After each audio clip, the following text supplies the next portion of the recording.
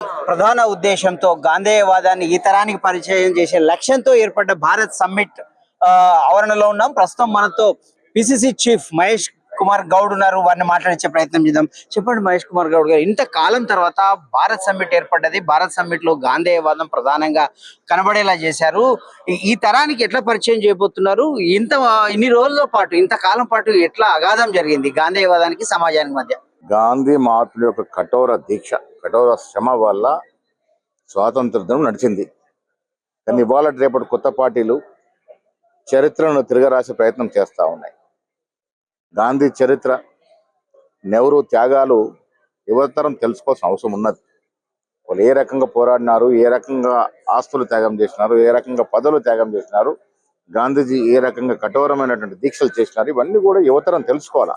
ఊరికే స్వాతంత్రం రాలే, ఆ స్వాతంత్రం రావడానికి ఎంత కష్టాలు పడ్డారో తెలుసుకునే విధంగా ఇవాళ భారత సమ్మిట్ జరుగుతూ ఉంది. ప్రగతిశీల విధానాలు, ప్రజాస్వామ్యం నమ్ముకున్న డెలిగేట్స్ దాదాపు 100 దేశాల నుంచి 400 మంది డెలిగేట్స్ వచ్చున్నారు. వాళ్ళు వివిధ అంశాలను మాట్లాడుతూ ఉన్నారు, డిబేట్ చేస్తూ ఉన్నారు. ఇప్పుడే ఎగ్జిబిషన్ ప్రారంభమైంది, బట్టి గారు ప్రారంభించారు. దేశానికి స్వాతంత్రానికి ముందు, స్వాతంత్రం తర్వాత ఎన్నో చరిత్రాత్మక ఘట్టాలను అక్కడ ఉంచడం జరిగింది. అయితే ఇంతకాలము గాంధేయవాదము ఎందుకు మీరు ప్రచారం చేయలేదు? ఈ కారణంగానే దేశంలో ఇలాంటి రాజకీయ పరిణామాలు ఏర్పడ్డాయని మీరు భావిస్తున్నారా? ప్రచారము చేయకుండా ఉండలేదు. కాంగ్రెస్ పార్టీ నిరంతరం గాంధీ సిద్ధాంతాన్ని, గాంధీ యొక్క మార్గాన్ని ప్రచారం చేస్తూనే ఉన్నది. కానీ కొత్తగా వచ్చిన పార్టీలు గాంధీని మరిపించే విధంగా, నెహ్రూని మరిపించే ప్రయత్నాలు చేస్తా ఉన్నారు. ఇది మంచిది కాదు. చరిత్ర తెలుసుకోవాల్సిన అవసరం యువతకు ఉంది. ఈ రోజు ఎమ్మెల్సీ కవిత ఎక్స్ వేదికగా రాహుల్ గాంధీ రాకను తప్పుపడతా ఉంది. ఎందుకు హెచ్సియు భూములపైన స్పందించలేదు, అక్కడికి కూడా సందర్శించాలి, అటు పలు సవాళ్లు లేవనెత్తింది. ఎట్లా కవిత గారు మొదటగా తెలంగాణ ప్రజలకు క్షమాపణ చెప్పాలా. 10,000కి పైగా ఎకరాలు హైదరాబాద్ చుట్టూ ప్రాంతాల్లో మీ నాన్నగారు, మీ అన్నగారు అమ్మినటువంటి భూములు లెక్క చెప్పాలా తెలంగాణ ప్రజలకి. అప్పనంగా అప్పచెప్పారు 10,000 పైన ఎకరాలు కాస్ట్లీ భూములు, తెలంగాణ ప్రభుత్వ భూములు అప్పనంగా ప్రైవేట్ సంస్థలకు అప్పచెప్పినట్టు సందర్భం అది. ఆ వివరాలన్నీ కూడా కవిత గారు ప్రజల ముందు ఉంచాలా. ఆ తర్వాత రాహుల్ గాంధీ గురించి మాట్లాడాలి. రేపు బీఆర్ఎస్ సిల్వర్ జూబ్లీ సభ జరుపుకోబోతా ఉంది, దాన్ని ఎట్లా చూస్తారు? మేము ఉన్నాం, ఇంకా తెలంగాణలోని మా ఉనికి ఉంది అని చెప్పుపుచ్చుకునే ప్రయత్నం చేస్తా ఉన్నారు.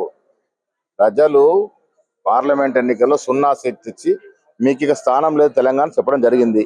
మేము ఉన్నామని చెప్పుకునే ప్రయత్నం రేపటి సభ. నిన్న భారతదేశం మ్యాప్ కొన్ని ప్రాంతాలు లేకుండా పెట్టారని ఒకటి వివాదం రేగుతుంది. జరిగింది ఎగ్జిబిషన్ ప్రారంభమైంది. ప్రారంభం కాకముందు సరి చేస్తున్నటువంటి విషయాలు ఎవడో ఫోటో తీసి పెట్టుకునే దానికి ఏం చేస్తాం? ఎగ్జిబిషన్ ప్రారంభమైనాక చూడాలా. ప్రారంభం ముందు ఎన్నో మార్పులు చేర్పులు ఉంటాయి, దాన్ని ఎట్లా ప్రచురిస్తారు? తప్పు కదా అది. అంటే ఆ మ్యాప్ ఎక్కడ జరిగింది, ఎవరిది లోపం? ఎవరిది లోపమైనా ఎగ్జిబిషన్ ప్రారంభం కాకముందు అది వ్యాలిడే కాదు, ఇప్పుడు తీసుకోవాలి. ఏదైతే గాంధేయవాదం ఉందో, ఆ గాంధేయవాదం అనేది నేటి తరానికి చాలా అవసరం.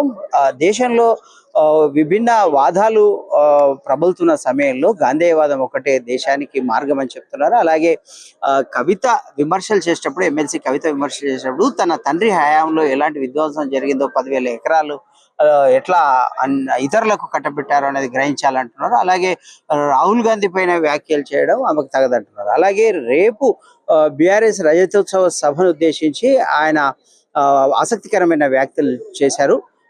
మొత్తం మీద భారత్ సమ్మిట్ అనేది గాంధీవాదాన్ని ప్రజల్లోకి తీసుకెళ్లడమే అన్న ఒక సంకేతాన్ని పంపుతున్నారు PCC chief Mahesh Kumar Goud. Video journalist రసూల్తో శ్రీనివాస్, 99 టీవీ, హైదరాబాద్ భారత్ సమ్మిట్ నుంచి.